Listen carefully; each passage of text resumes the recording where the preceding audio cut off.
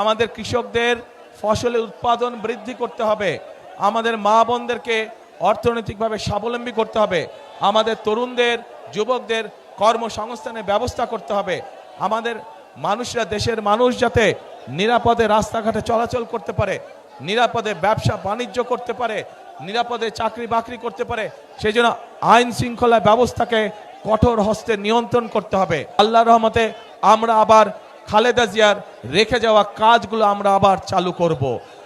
শহীদ জিয়ার রেখে যাওয়া কর্মসূচিগুলো আমরা আবার চালু করব।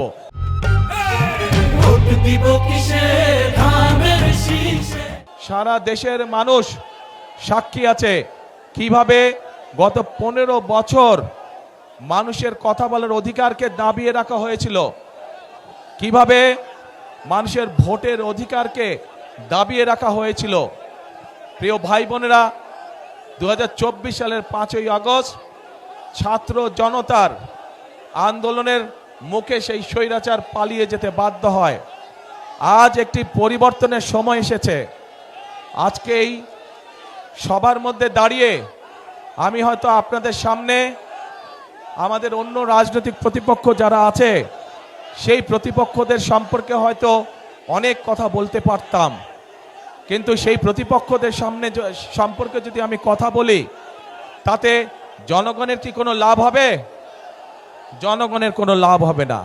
জনগণের লাভ তখনই হবে যখন আমরা পরিকল্পিতভাবে খাল খনন করতে পারবো।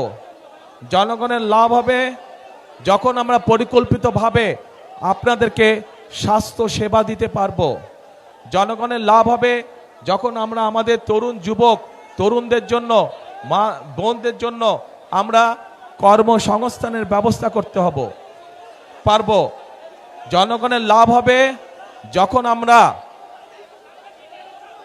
আপনাদের জন্য রাস্তাঘাট, ব্যবসা বাণিজ্য অর্থাৎ আইন শৃঙ্খলা সঠিক রাখতে পারবো, তখনই জনগণের লাভ হবে। রাজনৈতিক প্রতিপক্ষ সম্পর্কে অনেক কথা বলা যায়, কিন্তু তাতে জনগণের লাভ কোনোই হবে না। প্রিয় ভাই বোনেরা, আসুন 5ই আগস্টের পরে দেশের মানুষ পরিবর্তন চায়। যেই পরিবর্তনের ফলে দেশের মানুষের সমস্যা ধীরে ধীরে কমে আসবে। সেজন্যই আমাদেরকে পরিশ্রম করতে হবে, আমাদেরকে কাজ করতে হবে, আমাদেরকে জনগণের তখনই ভাগ্যের পরিবর্তন হবে। আমরা দেখেছি বিগত স্বৈরাচারের সময় কিভাবে এই দেশের জনগণের সম্পদ লুটপাট করে বিদেশে পাচার করে দেওয়া হয়েছিল। আমরা যে সকল পরিকল্পনা আপনাদেরকে বললাম এগুলো আমরা তখনই বাস্তবায়ন করতে পারবো, এবং এইসব পরিকল্পনা জনগণের ভাগ্যের পরিবর্তন তখনই করতে পারবে যখন আমরা এই যে দুর্নীতির লাগাম টেনে ধরতে পারবো, তখনই আমরা এইসব পরিকল্পনা বাস্তবায়ন করতে পারবো।